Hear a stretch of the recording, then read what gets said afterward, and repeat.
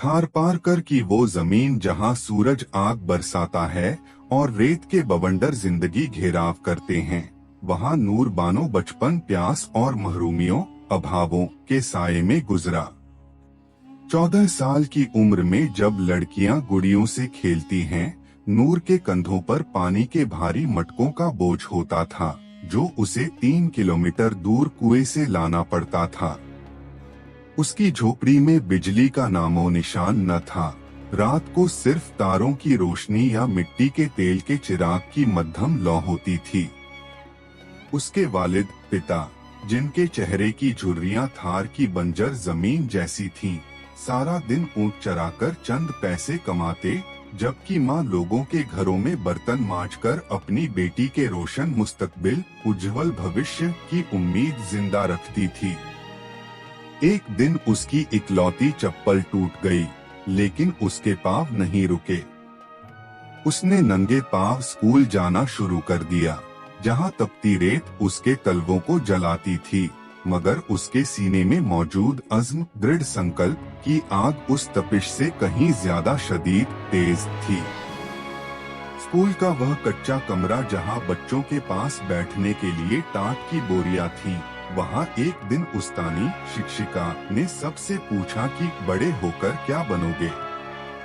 जब नूर की बारी आई तो उसने धूल से भरे हाथों को झाड़कर अपनी पुरैतमाद आत्मविश्वास से भरी आंखों से उस्तानी की तरफ देखा और कहा, बाजी, मैं कमिश्नर बनूंगी, ताकि मैं हर उस शख्स की सुन सकूं जिसे कोई सुनता नहीं। यह सुनते ही पूरी क्लास में कह कहूं ठहाकों का एक तूफान खड़ा हो गया। बच्चे एक दूसरे को देखकर हंसने लगे। उस्तानी ने भी निहायत तंज कटाक्ष से मुस्कुराते हुए कहा, बेटी, ख्वाब उतने ही देखो जितनी तुम्हारी चादर हो। गरीबों के ख्वाब इतने बड़े नहीं होते। तुम्हारे लिए तो किसी घर में सफाई की नौकरी मिल जाए वही बड़ी बात होगी। नूर को उस वक्त पूरी दुनिया दुश्मन लगने लगी, मगर उसने अपनी पलकों पर आए आंसुओं को पी लिया और अपने दिल में एक ऐसा तहैया, दृढ़ निश्चय किया जो पत्थर पर लकीर बन गया। उसने समझ लिया कि अब उसे सिर्फ पढ़ना नहीं है, बल्कि उन सब लोगों को गलत साबित करना है जो गरीब की काबिलियत पर शक करते हैं। नूर ने अपनी पढ़ाई को एक इबादत बना लिया था। वो दिन को काम करती और रात को मिट्टी के तेल के चिराग की मध्यम रोशनी में किताबों से दोस्ती करती। जब मैट्रिक का रिजल्ट आया तो पूरा जिला हैरान रह गया, क्योंकि एक झोपड़ी में रहने वाली लड़की ने टॉप किया था और फिर इंटर में उसने पूरे सिंध में दूसरी पोजीशन हासिल की। लेकिन आगे की पढ़ाई के लिए कराची जाना था और फीस के लिए पैसे कहां से आते। उसके वालिद पिता, जिनके पास कुल सरमाया पूंजी सिर्फ एक ऊंट था जो उनकी रोजी का जरिया था, उन्होंने बिना सोचे उसे मंडी में बेच दिया। माँ ने अपनी शादी की आखिरी निशानी, वो पुरानी चांदी की चूड़ियां जो उसने अपनी बेटी की शादी के लिए बचा कर रखी थीं, वो भी सुनार को बेच दी। नूर जब कराची रवाना हो रही थी तो उसके पास सिर्फ एक पुराना सूटकेस और अपने वालिदैन माता पिता की वो उम्मीदें थीं जो उन्होंने अपनी जिंदगी की हर जमा पूंजी कुर्बान करके उसके हवाले की थीं। उसने उनके पांव छुए और वादा किया कि वो उनकी कुर्बानी का कर्ज जरूर उतारेगी। कराची की चमक धमक में नूर एक अजनबी मुसाफिर की तरह दाखिल हुई। उसके पास हॉस्टल की फीस के पैसे नहीं थे, इसलिए उसने एक पुरानी गली में एक छोटा सा कमरा किराए पर लिया। दिन में वह शहर के कोने कोने में जाकर 3 अलग अलग जगहों पर ट्यूशन पढ़ाती ताकि अपने खाने और किताबों का खर्च निकाल सके, और रात को जब पूरा शहर सो जाता, वह मिट्टी के चूल्हे की रोशनी में CSS के मुश्किल सवाल हल करती। गर्मियों की रात में जब पंखा न होने की वजह से पसीना उसकी किताबों पर गिरता तो वह कहती कि यह पसीना एक दिन कामयाबी की खुशबू बनेगा। उसकी शहरी सहेलियां अक्सर उसे ताना देती कि नूर, यह CSS तुम्हारे बस का काम नहीं, यह अमीर लोगों का खेल है। तुम्हारे पास न एकेडमी है न इंटरनेट। मगर नूर मुस्कुराती और अपने पुराने नोट्स को और मेहनत से पढ़ती। उसने लाइब्रेरी को अपना घर बना लिया था और हर उस किताब को पढ़ डाला जो उसे उसकी मंजिल के करीब ले जा सकती थी। पहली बार जब नूर ने CSS का इम्तिहान दिया तो वह इंग्लिश एसे में फेल हो गई।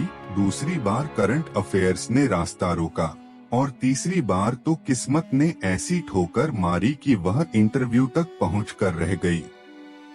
हर बार जब वह नाकाम होती, उसके रिश्तेदार और गांव वाले उसका मजाक उड़ाते। ओए कमिश्नर की बच्ची, अब तो चाय बना लो, उम्र निकल रही है, किसी मजदूर से शादी कर लो।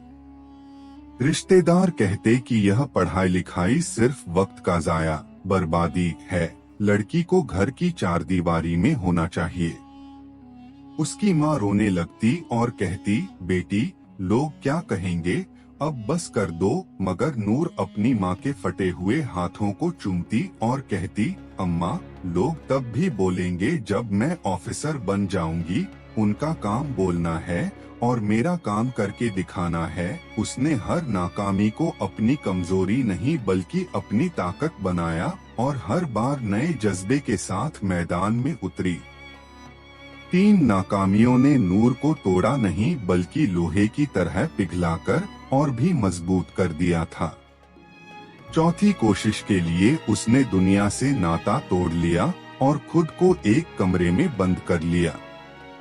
वह दिन में 18 से 18 घंटे पढ़ती, पुराने अखबार रद्दी से मांग कर लाती और उनमें से नोट्स बनाती। इंटरनेट न होने पर वह सड़क किनारे स्ट्रीट लाइट के नीचे बैठकर वीडियो देखती या नोट्स बनाती थी। उसके हाथों की उंगलियां कलम पकड़ पकड़ कर सुन्न हो जाती थीं, मगर उसका ध्यान सिर्फ एक ही चीज पर फोकस था, 2025 का रिजल्ट। उसने इंग्लिश की ऐसी तैयारी की कि बड़े बड़े पढ़े लिखे लोग दंग रह जाएं। उसने थार पार कर की प्यास को अपने अल्फाजों में ढाल दिया और जब वह पेपर लिख रही थी तो उसे महसूस हो रहा था कि उसका कलम नहीं बल्कि उसकी बरसों की महरूमियां, अभाव बोल रही हैं। उसने अपनी जिंदगी की हर खुशी, हर नींद और हर आराम को इस एक कोशिश पर कुर्बान कर दिया था। साल 2025 के उस दिन जब CSS का रिजल्ट आया, नूर के हाथ कांप रहे थे और दिल की धड़कन तेज थी।